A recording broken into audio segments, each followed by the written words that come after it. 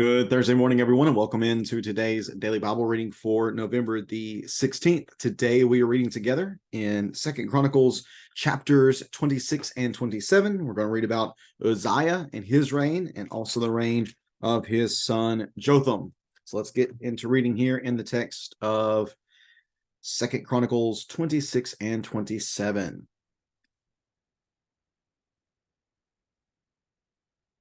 Second Chronicles 26, beginning in verse number 1.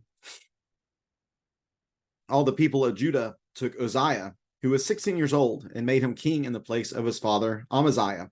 After Amaziah the king rested with his ancestors, Uzziah rebuilt Eloth and restored it to Judah.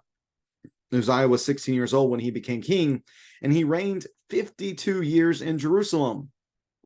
His mother's name was Jecholiah. She was from Jerusalem. He did what was right in Yahweh's sight, just as his father Amaziah had done. He sought God throughout the lifetime of Zechariah, the teacher of the fear of God. During the time that he sought Yahweh, God gave him success. Uzziah went out to wage war against the Philistines, and he tore down the wall of Gath, the wall of Jabneh, and the wall of Ashdod. He did build cities in the vicinity of Ashdod and among the Philistines. God helped him against the Philistines, the Arabs that lived in Gur Baal, and the Meunites. The Ammonites paid tribute to Uzziah, and his fame spread as far as the entrance to Egypt, for God made him very powerful. Uzziah built towers in Jerusalem at the corner gate, the valley gate, and the corner buttress, and he fortified them. Since he had many cattle, both in the Judean foothills and the plain, he built towers in the deserts and dug many wells. And since he was a lover of the soil, he had farmers and vine dressers in the hills and in the fertile lands.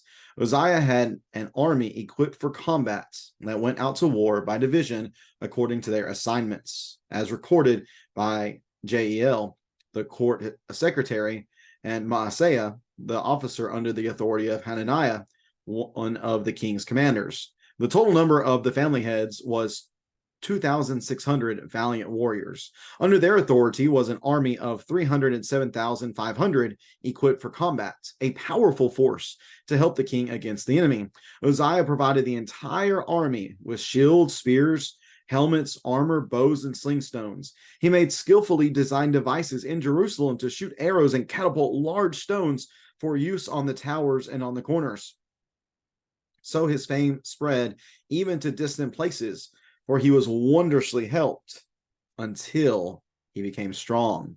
But when he became strong, he grew arrogant, and it led to his own destruction. He acted faithfully against Yahweh his God by going into Yahweh's sanctuary to burn incense on the incense altar. The priest Azariah, along with 80 brave priests of Yahweh, went in after him. They took their stand against King Uzziah and said, Uzziah, you have no right to offer incense to Yahweh. Only the consecrated priest, the descendants of Aaron, have the right to offer incense. Leave the sanctuary, for you have acted unfaithfully. You will not receive honor from Yahweh God. Uzziah, with a fire pan in his hand to offer incense, was enraged. But when he became enraged with the priest, in the presence of the priest in Yahweh's temple, beside the altar of incense, a skin disease broke out on his forehead. Then Azariah, the chief priest, and all the priests turned to him and saw that he was diseased on his forehead. They rushed him out of there. He himself also hurried to get out because Yahweh had afflicted him. So King Uzziah was diseased to the time of his death. He lived in quarantine with a serious skin disease and was excluded from access to Yahweh's temple, while his son Jotham was over the king's household, governing the people of the land. Now the prophet Isaiah, son of Amoz, wrote about the rest of the events of Uzziah's reign from beginning to end. Uzziah rested with his ancestors, and he was buried with his ancestors in the burial ground of the king's cemetery, for they said he has a skin disease. His son Jotham became king in his place. Jotham was 25 years old when he became king, and he reigned 16 years in Jerusalem. His mother's name was Jerushah, daughter of Zadok. He did what was right in Yahweh's sight, just as his father Uzziah had done. In addition, he didn't enter the sanctuary, or he didn't enter Yahweh's sanctuary. but the people behaved corruptly. Jotham built the upper gate of Yahweh's temple, and he built extensively on the wall of Ophel. He also built cities in the hill country of Judah and fortresses and towers in the forest. He waged war against the king of the Ammonites. He overpowered the Ammonites, and that year they gave him 7,500 pounds of silver, 60,000 bushels of wheat, and 60,000 bushels of barley. They paid him the same in the second and third years. So Jotham strengthened his position because he did not waver in obeying Yahweh his God. As for the rest of the events of Jotham's reign, along with all his wars and his ways, note that they are written in the book of the kings of Israel and Judah. He was 25 years old when he became king, and he reigned 16 years in Jerusalem.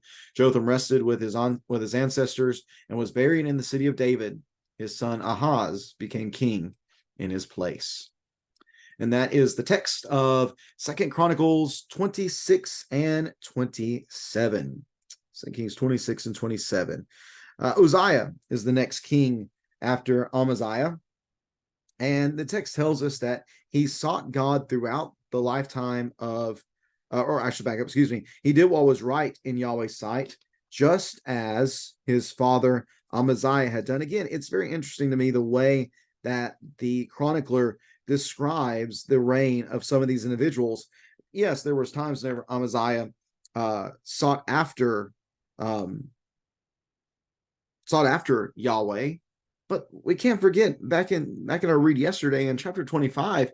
I mean, he made the Edomites gods his gods. So the entirety of his life certainly was not spent serving Yahweh. So I guess in the ways that he did what was right, that's the way in which he did what was right in Yahweh's sight, and that seems to be repeated in the life of his son Uzziah.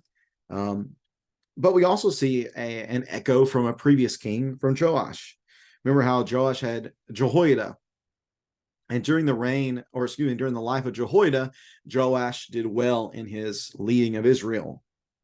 But once Jehoiada died, he kind of went off the deep end. It seems like that's something similar going on here with Uzziah, that while Zechariah was doing right, while he was living the way he should have, then he did well, and God gave him success. So I'm going to assume right about verse 15 would be about the time of Zechariah's death, because up until then, he did really well. He waged war against the enemies of God, and God helped him against these enemies because he was faithful. God made him very powerful, so much so that his fame reached even to the borders of Egypt. We read about a lot of the infrastructure that he did, or that he accomplished. That was good. The infrastructural improvements that he did. We read about him being very much equipped for war, having a great large army, and also designing some weapons of war, some things to be able to shoot arrows in mass, it seems, and also a catapult to throw large stones. So he did a lot. His fame spread again, even to distant places, for he was wondrously helped by who? Who was he wondrously helped by? I will suggest to you that he was wondrously helped by Yahweh. That was until he actually became strong. Because once he became strong, the text tells us that he became arrogant. And this was his downfall. His downfall was his pride, was his arrogance, and this looked like unfaithfulness to Yahweh. The specific thing that is discussed here, that is detailed, is how he wanted to go into Yahweh's sanctuary and offer incense on the incense altar, which was not his right to do as the king. That was for the priest who had gone through all of the various cleansing protocols in order to be holy and have the ability to enter into sacred space without violating sacred space. But he didn't do that. He did not care for that. He just wanted to go in and offer incense no matter what. And yet we have Azariah and 80 brave priests who went after him. They were their job was to defend sacred space. And they were going to do that. They were going to confront Uzziah and tell him, you are not supposed to be here. They took their stand against him. They said he has no right to offer the incense, that's only for the consecrated priests to do. You have acted unfaithfully, and you're not going to receive honor from Yahweh in doing this. So Uzziah's response is not, you're right. I should have considered this. I'm wrong for having done this. That's not his reaction. Instead, his reaction is to become angry. And yet once he becomes angry, Yahweh strikes him with a skin disease that broke out beginning on his forehead. And I assume it spread to the rest of his body over time. But this skin disease was a very clear manifestation of his uncleanness. He was already unclean because I'm going to assume he did not go through the purification rituals that the priest did in order to be clean and consecrated to enter into sacred space. So now everybody's going to know that he's unclean based upon this skin disease, even if it didn't spread the rest of his body. I guess that's not necessarily a conclusion we have to draw, although I would guess that's the case. But being on his forehead, everybody's going to see this. Everybody sees his skin disease. Everybody sees his uncleanness.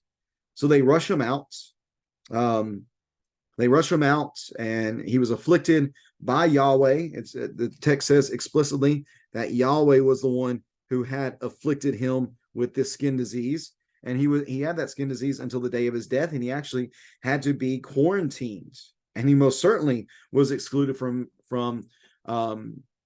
entering any sort of space within the temple.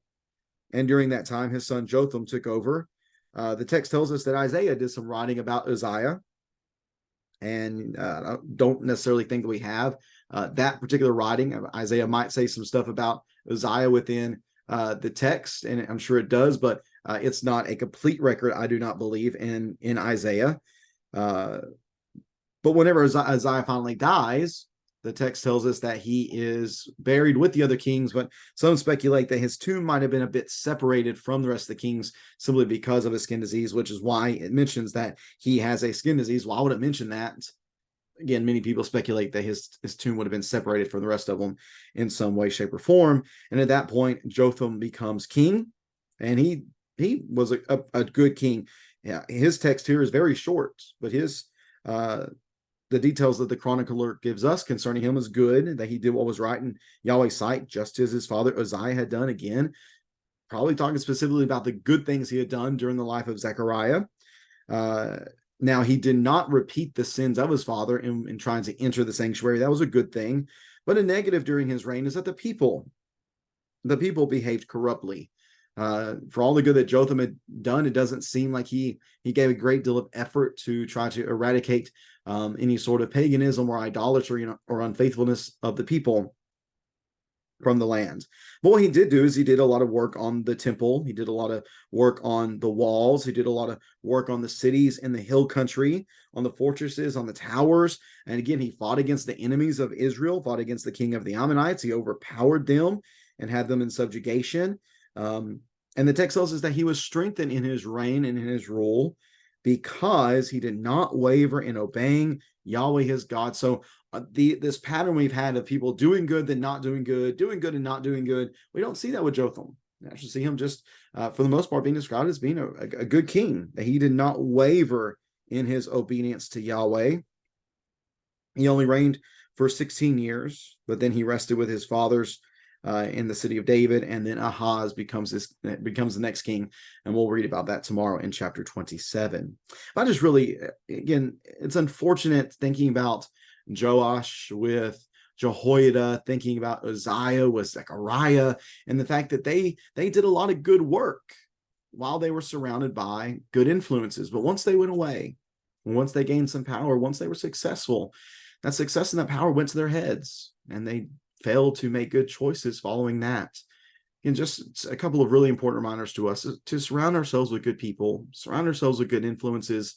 And if we do have success, we do experience the blessings of God, we can't allow that to lead us to be prideful, to be arrogant, to be haughty, and to disrespect God and to turn our backs on him by acting unfaithfully in some sort of way. We need to allow the blessings that God give us to continue to move us toward greater faithfulness, that we are faithful to God. He blesses us in his grace and mercy, and we need to continue to grow in our faithfulness, continue to trust even more, recognizing that we're only anything that we are at all because God is the one who has helped us to achieve that.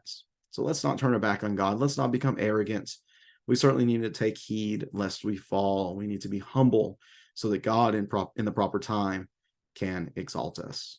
If you have any questions or comments about this text here in 2 Chronicles 26-27, please feel free to leave that in the comment section below. And we'll be back at it again tomorrow, reading together from chapter 28. chapter 28. Hope that you will tune in then as we read about the reign of Ahaz. Again, thanks for tuning in. Have a great rest of your Thursday. May God bless you in all that you do, and hope to see you tomorrow as we read together from 2 Chronicles 28. Take care, and God bless.